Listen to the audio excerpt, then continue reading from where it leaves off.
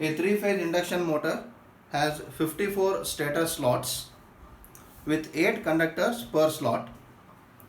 Okay? A three-phase induction motor has 54 stator slots with 8 conductors per slot and 72 rotor slots with 4 conductors per slot. Okay? Find the number of stator and rotor turns. Find the voltage across slip rings at open circuit. Okay? Both stator and rotor winding are connected in star with a supply voltage of 440 volts. Okay? A three-phase induction motor has 54 stator slots with 8 conductors per slot and 72 rotor slots with 4 conductors per slot. Find the number of stator and rotor turns.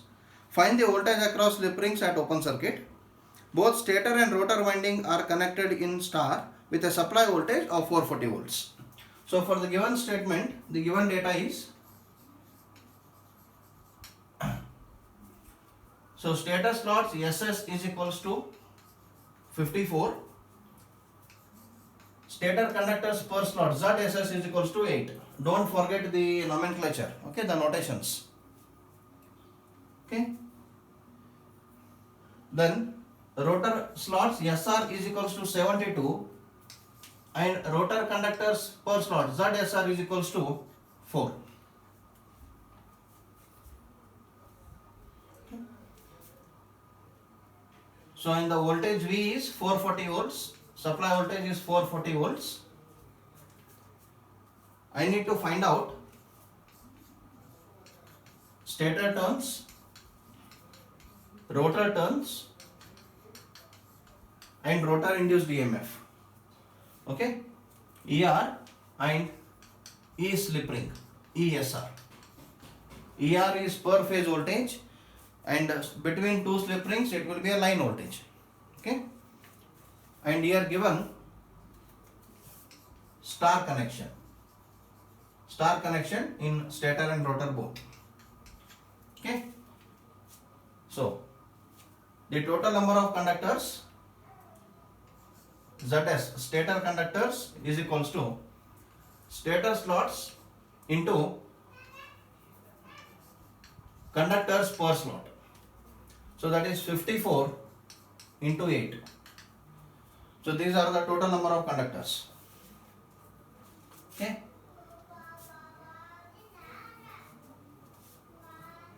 So this will come out to be, I don't have calculator here.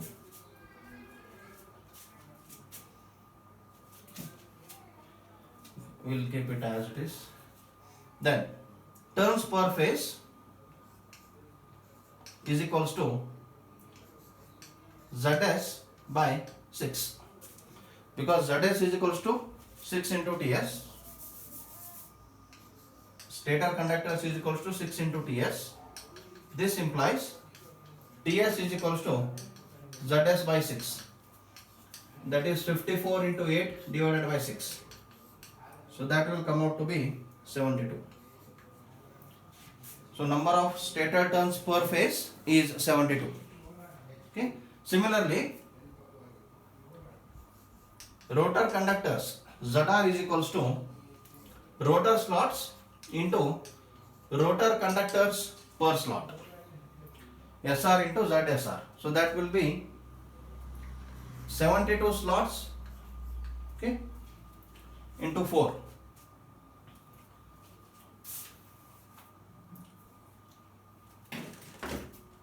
And ZR is equals to 6 into TR. This implies TR is equals to ZR by 6. So 72 into 4 divided by 6. So this will come out to be 48. Okay, so this will come out to be 48. Okay. Then now I got TS, I got TR. From the transformation ratio, okay, from the transformation ratio of induction motor, we have ER by ES is equals to KWR TR by kWs TS. So it is nothing but E2 by E1 equals to N2 by N1. In the transformer, E2 by E1 equals to N2 by N1, where in induction motor, secondary side is always the rotor, primary side is always the stator. Okay, so rotor by stator voltage equals to rotor by stator turns. And in transformer, these winding factors will not come into picture because there is no concept of distributed winding there. Because we may be using distributed winding here, so there comes the winding factors into consideration. So that is kWr is rotor winding factor, kWs is stator winding factor. And generally we assume rotor winding factor and stator winding factor to be equal. Okay. Let kWr is equals to kWs. Rotor winding factor is equals to stator winding factor. Therefore, ER by ES is equals to TR by TS. All are per phase values. ER is per phase, ES is per phase, TR is per phase, TS is per phase. So all are per phase values. So therefore, ER is equals to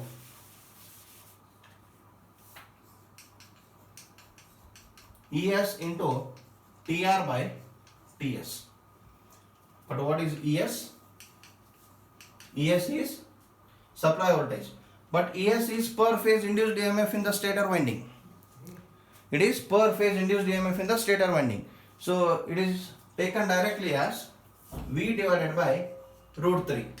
Because the stator is connected in star. Stator is connected in star. Per phase voltage is line voltage by root 3. And this voltage mentioned is always the line voltage. So it is 440 by root 3. This will be 254 volts. Okay. Therefore, ER is equals to 254 into TR is 48 divided by TS is 72. Okay. It is 169.33. 169.33 volts. So this is the rotor induced EMF per phase at standstill. Okay. Where ER is, this is what? Rotor induced EMF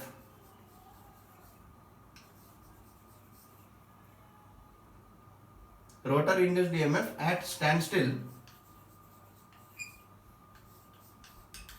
or rotor induced EMF on open circuit.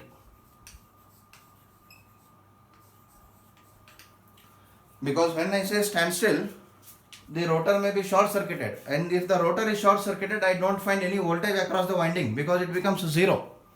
Across short circuit, the voltage will become zero. So at standstill, if the rotor is short circuited, my induced voltage will suddenly become zero. Therefore, whenever I want to mention the open circuit, the voltage across voltage in the rotor winding, I will get it only on the open circuit. So, and when in open circuit, induction motor cannot rotate. Okay, when on open circuit, induction motor cannot rotate because with open circuit, there is no current flowing in the rotor, so there is no torque produced in the rotor. Okay, so this is rotor induced EMF on open circuit or rotor induced EMF per phase on open circuit. Okay. Now since the rotor is also connected in star,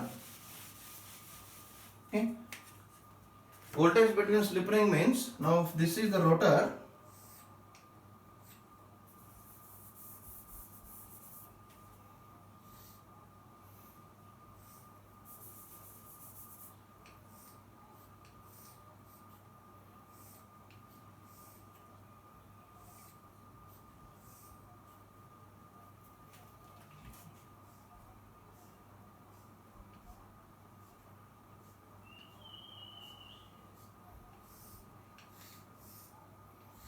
now this is the rotor of induction motor, the elevation, and we have the slots, the skewed slots. We don't have parallel slots in induction motor. The slots will be skewed in the rotor. Okay, and each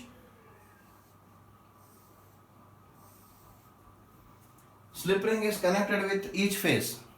Okay, and it is an open circuit now. Now this is the voltage between slip ring or V slip ring, and that is not ER.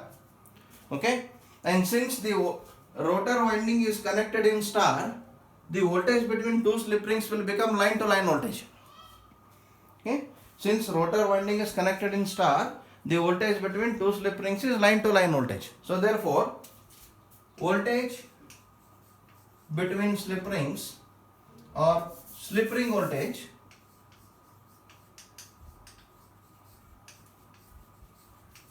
on open circuit, you can call V slip ring, is equals to, because the rotor is star connected, it will be root 3 into ER, because ER is the per phase voltage induced on open circuit. Okay,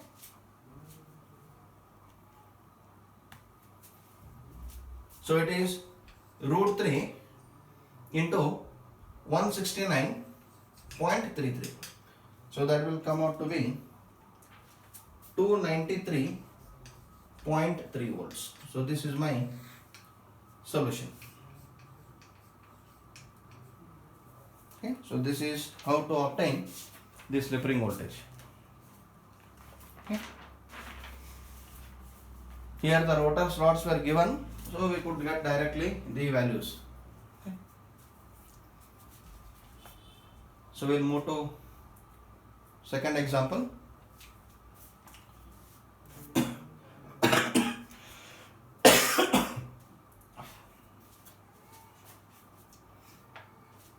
I will read out the statement. A 90 kilowatt, 500 volts, 50 hertz, 3-phase, 8-pole induction motor. A 90 kilowatt, 500 volt, 50 hertz, 3-phase, 8-pole induction motor has a star connected stator winding accommodated in 63 slots with 6 conductors per slot. Okay, so there are 63 slots in the stator and each slot contains 6 conductors. If the slip ring voltage on open circuit is about 400 volts, you please underline about. Okay, why I will tell you later. If the slip ring voltage on open circuit is to be about 400 volts, design the rotor for first one, number of slots, second, conductors per slot, third, coil span, fourth, actual slip ring voltage on open circuit. It means that whatever the slip ring voltage we have been given with, that is an approximate value of slip ring voltage, because slip ring voltage between the two slip rings should not exceed around 400 to 500 volts. Okay, for small medium machines. Okay, and for large voltage, for large machines it will be around 1 kilovolts. Generally it will be around 1 kilovolts. Okay, so fourth point, actual slip ring voltage on open circuit. Fifth point, approximate full load rotor current, per phase. Sixth, area of conductor if current density is 4.7 ampere per mm square. Okay, area of rotor conductor for current density 4.7 ampere per mm square. Assume efficiency of 85% and power factor of 0.9. Okay, so this is the given statement of the design example.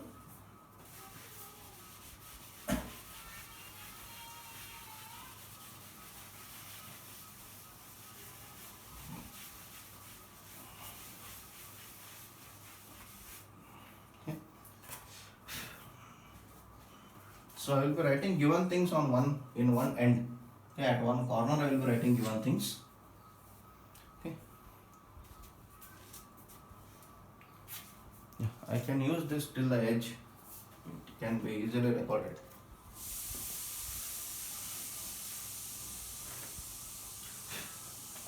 So given things, P out 90 kilowatts, V 500 volts, F 50 hertz,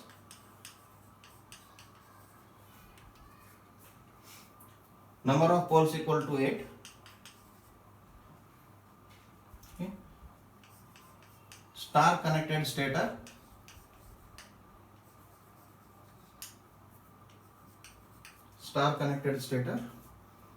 stator slots are 63, conductors per slot 6,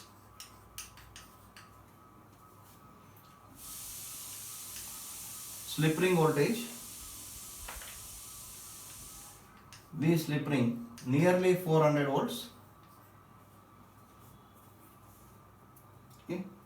Efficiency 85%, cos 5.9.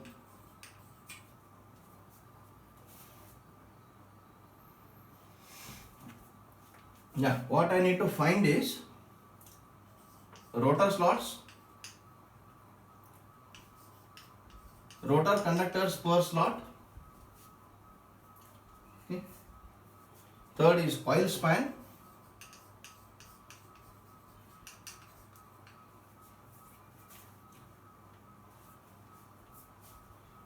Next, actual slip ring voltage.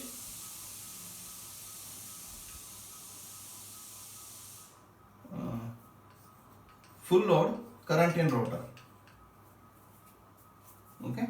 So these are the things I need to find in the given design example. So we'll start with the number of rotor turns. Okay. Oh, sorry. The first given is number of rotor slots. Okay.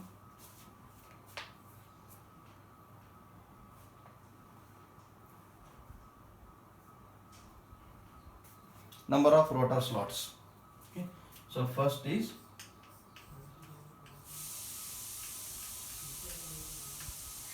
rotor slots. Okay. I think, and also given is area of conductor AZR. Okay, when delta is equals to 4.7 ampere per mm square. This was missing. Okay. Yeah. So rotor slots, we have seen in the analytical part that the number of rotor slots per pole per phase should be an integer. Okay, number of rotor slots per pole per phase should be an integer for full pitched coils. If the fractional slot winding we are using, it should be multiple of pole pairs and number of phases. Okay. So here, let us assume, see, or slot per pole per phase should be an integer. Therefore, slots per pole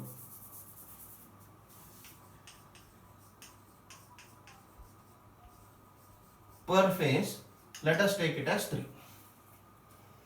Okay, slot per pole per phase, let us take it as 3. Okay, so with 3 slots per pole per phase, therefore rotor slots equals to,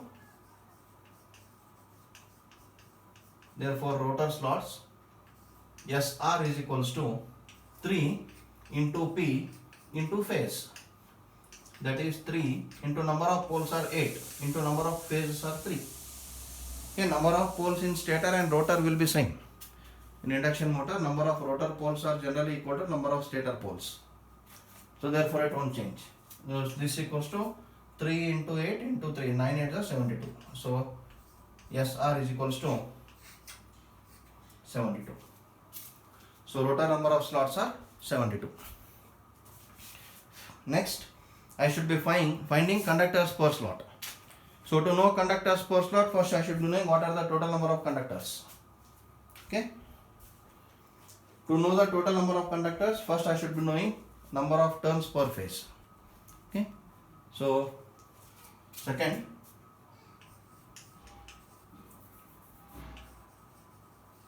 conductors per slot in rotor. Conductors per slot in rotor. So ZSR is equals to, okay, it is ZR divided by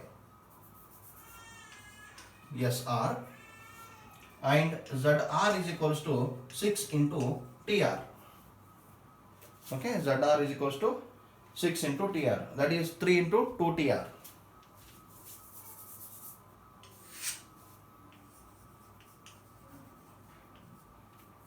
Okay. Then what is TR? We have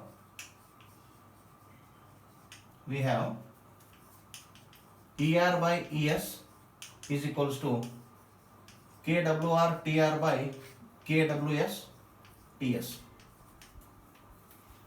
Okay, the transformation ratio. Assume KWR is equals to KWS. Therefore, ER by ES is equals to TR by TS, which gives TR is equals to ER by ES into TS.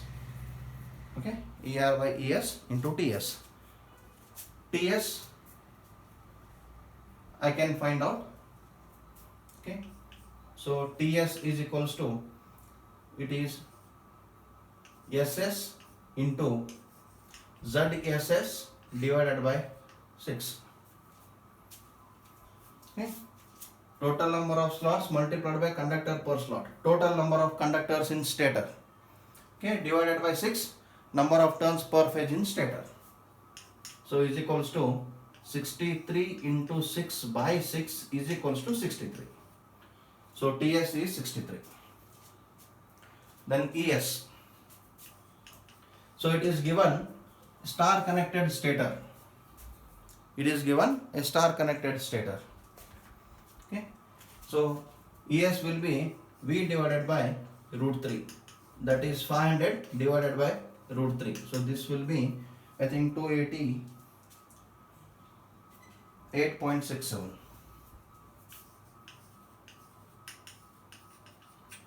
volts. 288.67 volts. Then what about ER? So ER is equals to, it is the voltage per phase. Now, what is the secondary voltage on open circuit? It is the voltage across slip ring. So approximate voltage across slip ring is given as 400 volts. Approximate voltage across slip ring is given as 400 volts. So now I should decide whether the rotor is star connected or delta connected. Once I decide whether the rotor is star connected or delta connected, then I can get ER is equals to, if it is star connected, 400 by root 3, if it is delta connected, equal to 400. But we should be knowing what type of machine we are using. It is the slip ring induction motor. See, nowhere it is mentioned it is slip ring induction motor. Okay, in the problem example or example statement, it is not directly mentioned it is slip ring induction motor, but it is indirectly given voltage across slip ring. Okay, it is voltage across slip ring. It is given, it indicates it is a slip ring induction motor. And when we use slip ring induction motor, generally we connect slip ring induction motor in star because we include the rotor resistance. We include rotor resistance in slip ring induction motor to improve the starting torque. Okay, the reason for using slip ring induction motor is to have better starting torque, and starting torque is directly proportional to rotor resistance square. Okay, so to improve the starting torque, I use a larger rotor resistance. Therefore, I add additional resistance in rotor in the form of star connected external resistance. Hence, generally we use star connected rotor. Okay, so here for slip ring induction motor, rotor is generally star connected. Therefore, ER is nearly equal to 400 by root 3, it is 231 volts. Okay, it is 231 volts. Nearly equal to, because it is about 400. I don't know exactly what is the value. In the later part, we will find what is the exact value of rotor slip ring voltage. Okay. So now in this, I know ER, I know ES, I know TS. I can get TR.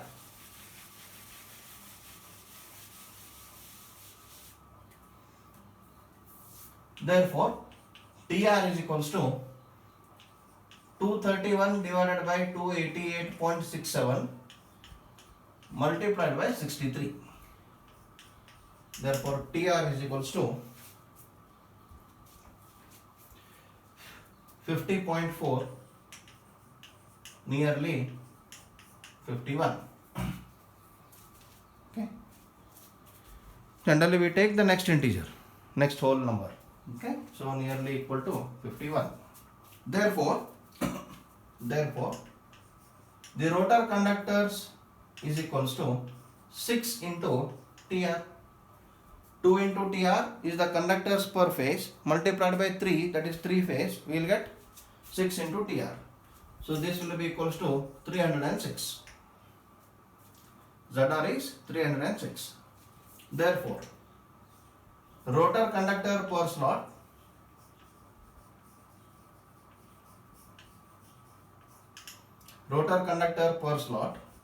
ZSR is equals to ZR by already we have mentioned SR, that is 306 divided by number of rotor slots were I think 72. Okay. So this is equals to 4.25. Okay, I take is equals to 4 because I need conductors per slot should be even so that I can have multiple layer winding. Okay, so generally whether machine is AC or DC, we always choose the conductors per phase to be even in number. Okay, so now ZSR is equals to 4. Now recalculate what are the turns per phase. Okay, so with ZS is equals to ZSR 4, ZR is equals to rotor conductors is equals to 6, not 6. This is conductors per slot.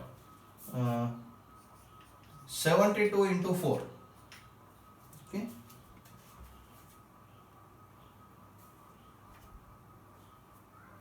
(288) and number of turns TR is equals to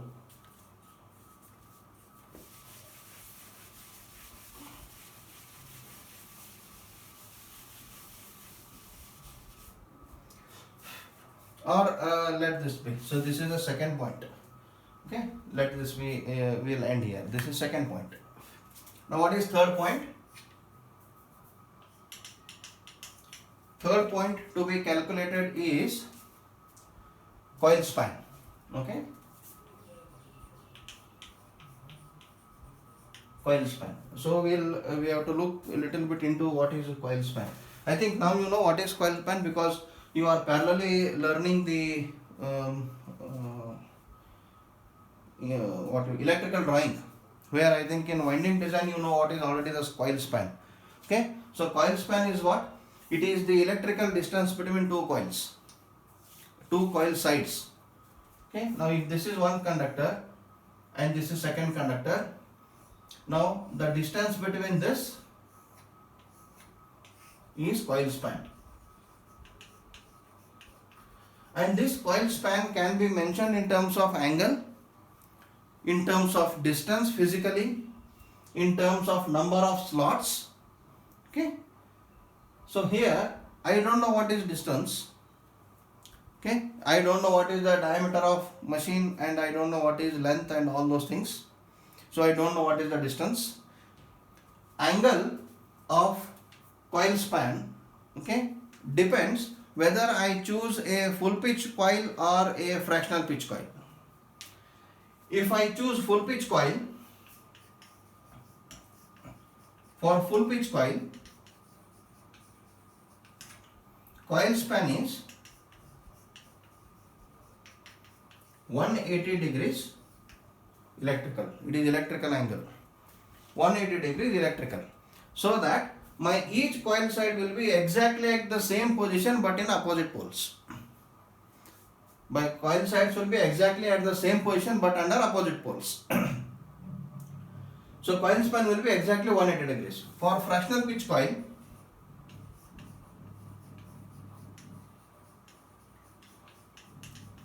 coil span is less than 180 degrees electrical. It cannot be more than 180 degrees. Okay, the maximum coil span electrical angle is 180 degrees. Okay, because one half cycle is of 180 degrees. That is the reason. So now for fractional pitch, coil span is less than 180 degrees. Now here it is nothing mentioned about whether we should go for fractional pitch or full pitch. But while considering number of slots per pole per phase, okay, to be an integer, we assumed full pitch, because if it was fractional pitch coil or fractional slot winding, then the number of rotor slots I would have taken equal to the multiple of pole pairs and equal to the multiple of phases. But here I took directly the number of slots per pole per phase to be an integer, so it indicates I am using the full pitched coil. So when I use full pitched coil, my coil span is 180 degrees.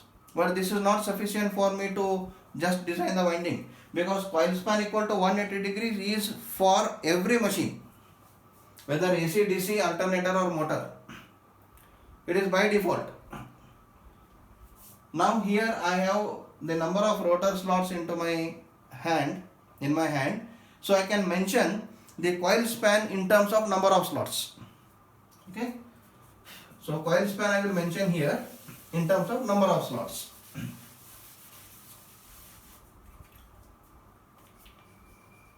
Here we mention coil span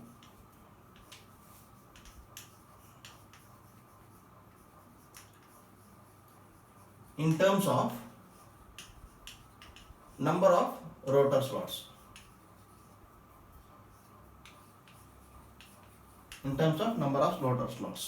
Okay, then by assuming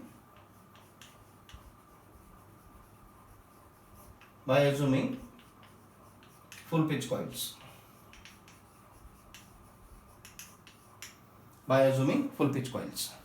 Then coil span will be equal to slots per pole. Then coil span will be equal to slots per pole.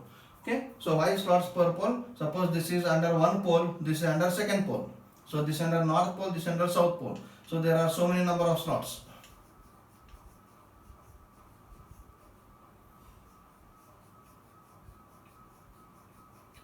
Now, if this is one coil side of the coil, then for a full pitched winding or full pitched coil, the other coil side will be here. That is called full pitch winding. See, it is at the start of north pole, it is at the start of south pole. So both the coil sides are at the same position under the pole, but the poles are in opposite polarity. So this is full pitch coil. So this is one coil span. This is a coil span. Then how many number of slots? The second coil side is far away by how many number of slots? Number of slots equal to that those are falling in one pole, that is slots per pole. So this is equals to number of slots in rotor are 72 divided by number of poles are 8, so this is equals to 9. So coil span equals to 9 slots. Coil span equals to 9 slots.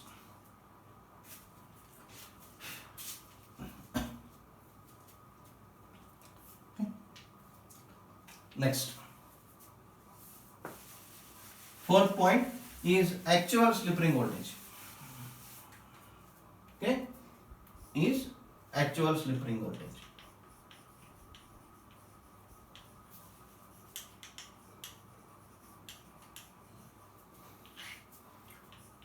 So VSR is equals to root 3 into ER. But ER is already been calculated with VSR equal to 400 volts. But that is just an assumption.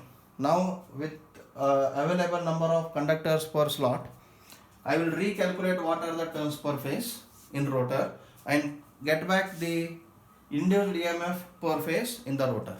Okay. With ZSR equals to 4 with rotor conductor per slot,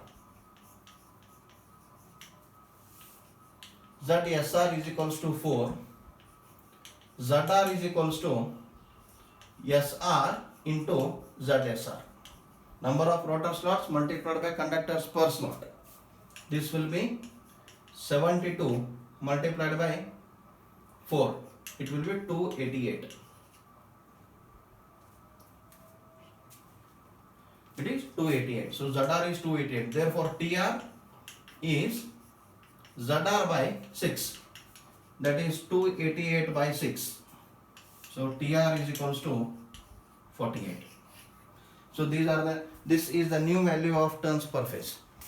With old value of voltage, I got TR is equals to 51. Okay. So with that, their number of conductors were 306. But number of conductors now are 288. Therefore, turns per phase are 48. Okay.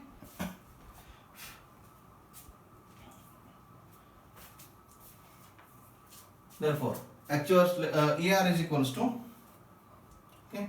Therefore, ER by ES is equals to TR by TS. Already we have assumed KWR equal to KWS. I will not again mention it here. So this gives ER is equals to ES into TR by TS. ES is constant. ES will not change because it is the supply voltage.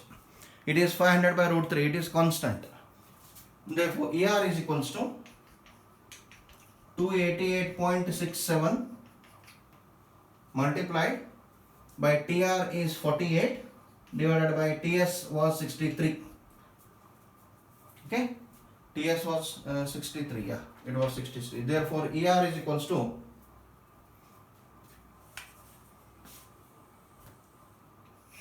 ER is equals to 220 volts. You will get around 219.9 or something or 8 something. It is 220 volts. So the actual voltage per phase in the rotor on open circuit is 220 volts. Therefore, slip ring voltage on open circuit. Therefore, actual slip ring voltage on open circuit, that is VSR, is equals to root 3 into ER. ER is per phase. Rotor is star connected. Therefore, multiply root 3 to obtain the line voltage. Equals to root 3 into 220. I will get around 381 volts. So this is the actual value of rotor voltage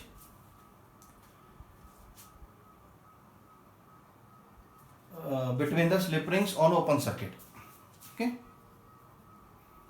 Next point, VSR is over. Rotor current at full load. Okay. Rotor current per phase at full load. Say rotor current per phase or line both are same because rotor is star connected. Okay. So once I get rotor current, it is per phase current only. Okay. Whatever I calculate is per phase current. So next point number 5.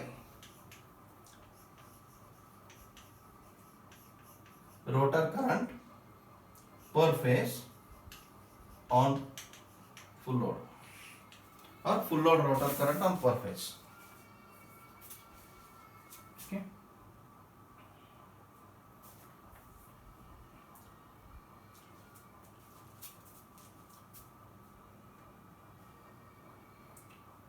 We will have one assumption here. Since cos phi is equals to 0.9 since cos phi is equals to 0.9,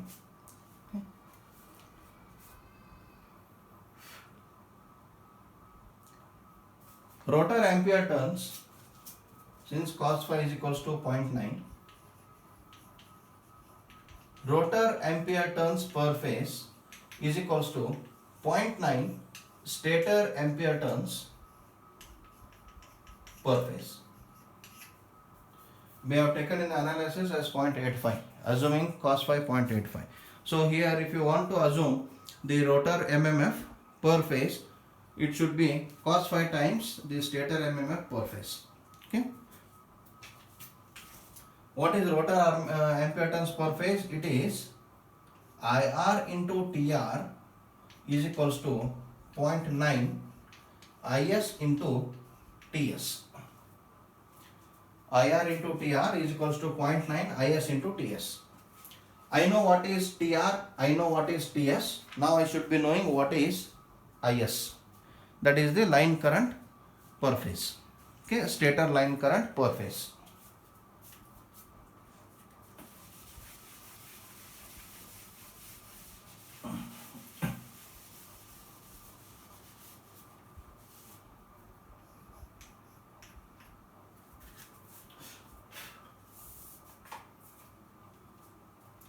So IS is equals to, okay, or generally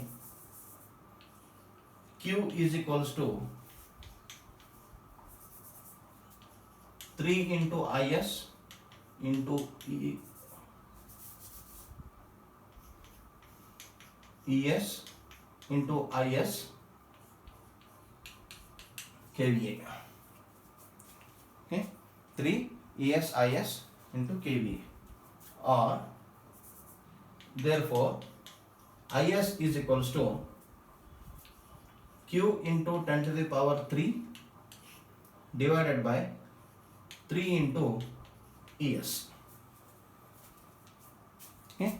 ES is per phase voltage, IS is per phase current. So ES into IS is per phase volt amperes multiplied by 3 phase volt amperes. Because power is scalar, it has to be added from all the 3 phases.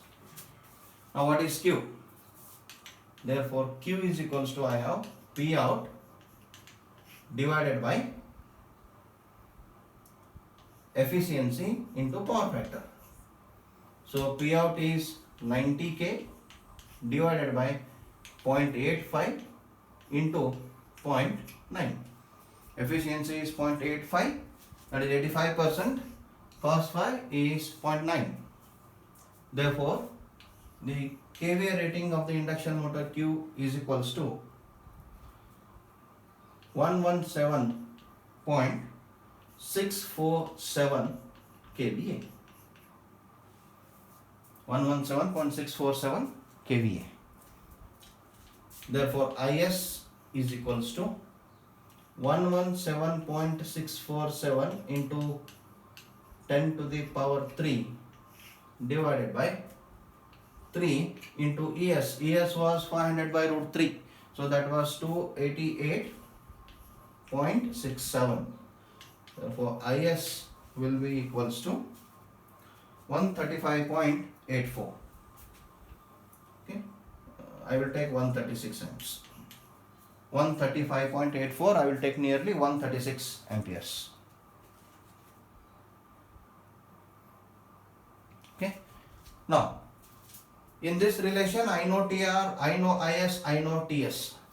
Then I can get IR is equals to, therefore, IR is equals to 0.9 IS TS divided by TR. 0.9 IS TS divided by TR.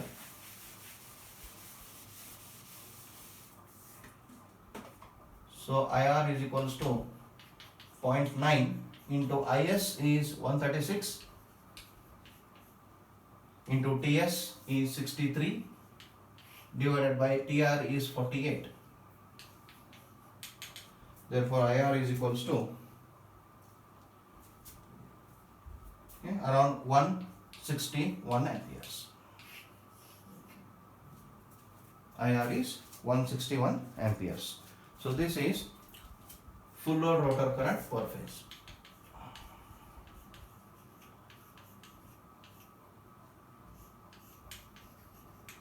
Full load rotor current per phase. Next, area of rotor conductor. Area of rotor conductor A Z R is equals to IR divided by delta R. Okay, so delta R given is 4.7 ampere per mm square. IR is 161 divided by 4.7. Okay, A Z R is equals to, you will get around 34 point some 3 or mm square. I don't know exactly how much, because I have approximated the current to 136 amperes. Okay, it won't change much.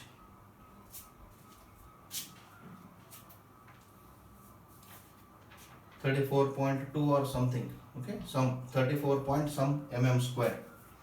So this is the rotor conductor size. Okay, so definitely I should be using the rectangular conductors. I can't go for round conductors or wires here, since the area has crossed 10 mm square. So I should be getting the rectangular conductors into the slot. So conductors per slot are 4. Okay, there are 4 conductors per slot.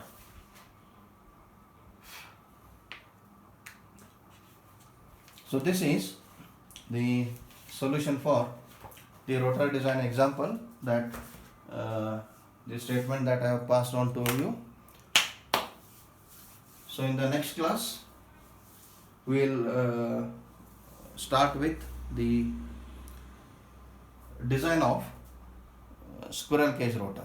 Okay, so this was the design of slip ring rotor. So next we will start with the design of squirrel cage rotor. Okay, so we'll end here. So on Monday's class we will start with design of squirrel cage rotor. Okay, so thank you.